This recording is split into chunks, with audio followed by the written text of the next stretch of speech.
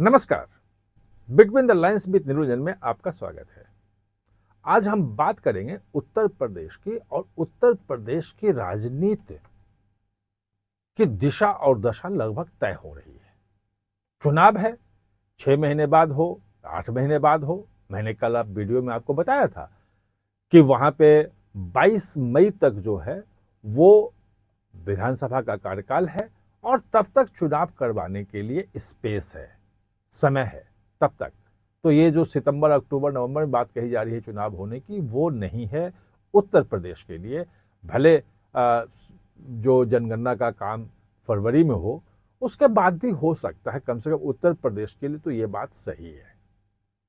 अब जो बात यह है कि चुनाव जो भी हो, या भी हो जाए या अप्रैल में जाके हो, मुख्य मुद्दा जो है राम मंदिर के चंदे में चोरी का रहेगा विपक्ष की ओर से।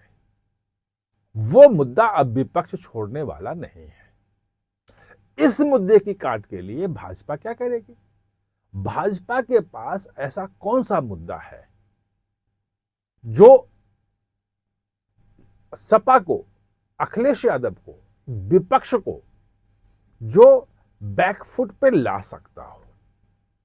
इस मुद्दों को लेकर के हमारी बहुत लंबी बातचीत हुई और कई भाजपा के नेताओं से ऊपर से हमारी बातचीत हुई कि आखिर ये जो इतना बड़ा मुद्दा आ गया है, और आप मान रहे हैं कि बड़ा मुद्दा है, लोग आहत हैं, सब कुछ है, आप जितनी भी कार्रवाई कर लीजिए, लेकिन जो आरोप लग रहे हैं वो गंभीर आरोप हैं। और जो राम भक्त हैं, जो हिंदू हैं, आहत तो हैं।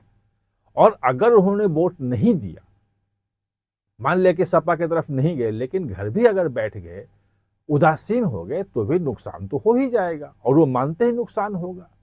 तो जब हमने समझने की कोशिश की कि अब आपके पास मुद्दा क्या रहेगा, तो बड़ा दिलचस्प मामला सामने आया। और वो जो मामला सामने आया वो आया कि हम जो चुनाव लड़ेंगे उत्तर प्रदेश में, भाजपा की रणनीति जो है, वो जो पंपलेट है बिहार चुनाव का और हरियाणा चुनाव का, इस पंपलेट पे लड़ेंगे हम। अब इस पंपलेट को समझना जरूरी है। आप ये देखिए कि बिहार में 20 सालों से तो भाजपा की सरकार है, 2005 से, मतलब एनडीए की सरकार है। नीतीश कुमार भाजपा उसमें शामिल है। बीच में अगर 2-3 साल का अगर निकाल दें, जब नीतीश कुमार चले गए थे आरजेडी के साथ, तो लगातार तो इन्हीं की है भाई। 21-22 साल से तो आप हैं ही वहां पे। तो उसके बाद भी वहां मुद्दा क्या होता है? और वही जो है वो हरियाणा में था कि हरियाणा में भी जो चुनाव हुआ पिछला, तो 10 साल से तो खट्टर और सहनी भाजपा की सरकार है ना। भूपेंद्र हुड्डा तो बाहर है, कांग्रेस तो बाहर है। तो वहां आप क्या मुद्दा बनाएंगे? एंटी इनकम्बेंसी से तो आपके खिलाफ होगी। तो उन्होंने जो समझाया, और वो बात मुझे लगी कि हाँ, इसी मुद्दे पे उत्तर प्रदेश का भी चुनाव हो सकता है। वो मुद्दा क्या है? जैसे आप ले हरियाणा में मुद्दा क्या था? भाजपा ने जो खर्ची पर्ची का जो मुद्दा था वो बड़ा बनाया कि देखो, भूपेंद्र हुड्डा की जब सरकार थी तो कैसे पर्ची देकर के नियुक्तियां होती थी, रोजगार मिलता था, और जो टैलेंटेड, जो योग्य युवा हैं, उनको नौकरी नहीं मिलती थी। सब पैसे लेके होते थे, सब बंदरबाट अपने लोगों को दिए जाते थे। नौकरियों में जो धांधली थी वो 10 साल पहले सरकार में थी, लेकिन उसको एक बड़ा मुद्दा बना दिया था भाजपा ने।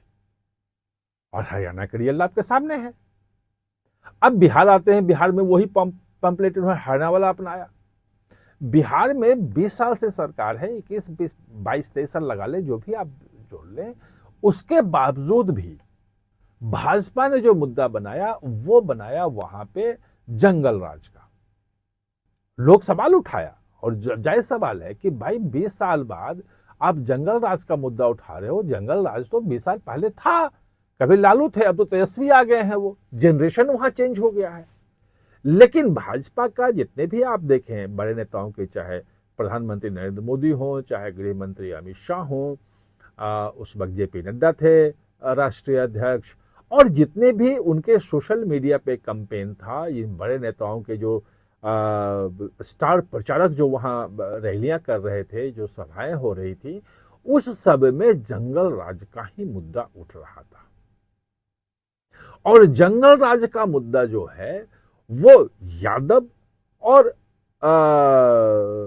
मुस्लिम समीकरण के खिलाफ जो छोटी दलित और जो पिछड़ी जातियां हैं उन सबको एकजुट कर देता है, क्योंकि सबसे डर इन्हीं लोगों को होता है। सारे सीधे टकराव तो यहीं से होता है और उसी मुद्दे पे सवर्ण भी एकजुट हो जाते हैं जंगल राज के मुद्दे पे, और वो एकजुटता दिखाई और आपने देखा कि कैसे ऐतिहासिक जीत जो है वो वहां भी हासिल हुई। हरियाणा में जीते ही थे।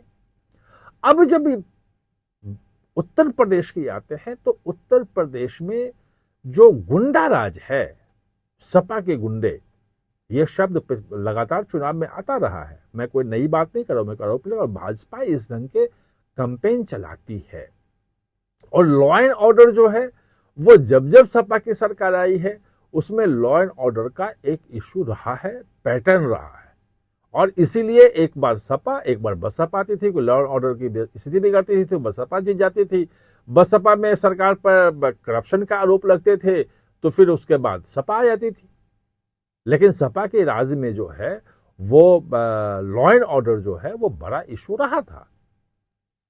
और इसीलिए आप देखें कि वो लॉ एंड ऑर्डर वाला जो इशू था और अखिलेश यादव के मुख्यमंत्री रहते हुए ही 2014 में 71 सीटें अकेले भाजपा जीती थी 80 में से लोकसभा की, और 73 जो हैं सहयोगियों के साथ मिला करके।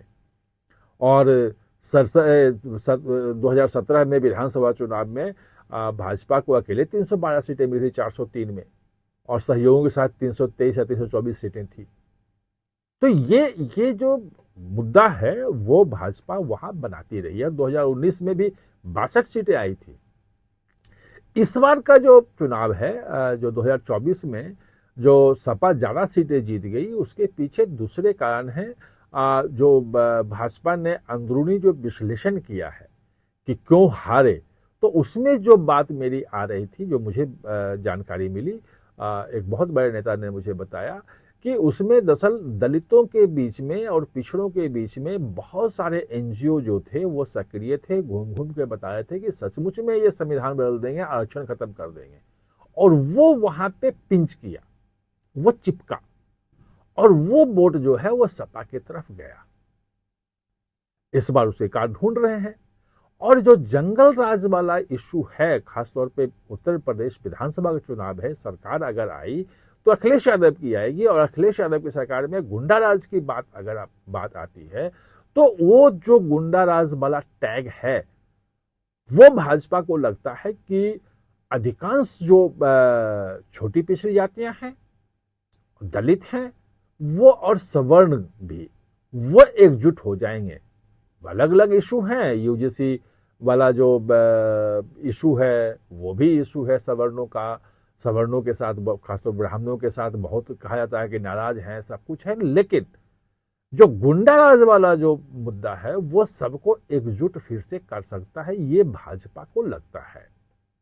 और इसीलिए भाजपा इस बार चाहे जब भी चुनाव हो उत्तर प्रदेश का, राम मंदिर, चंदा चोरी का मुद्दा जो है वो विपक्ष का मुद्दा रहेगा, और भाजपा जिस मुद्दे को लेकर चुनाव में जाएगी वो अखिलेश यादव के समय में या सपा के शासनकाल में जो गुंडा राज रहा है, जो अतीक अहमद है, जो बाकी जो लोग हैं, जो मतलब जो गुंडा राज रहा है, जो कानून व्यवस्था की स्थिति रही है, वो सब आंकड़े आएंगे, वो सब कहानियां आएंगी, और वो सब आपको फिर से देखने को मिलेगा।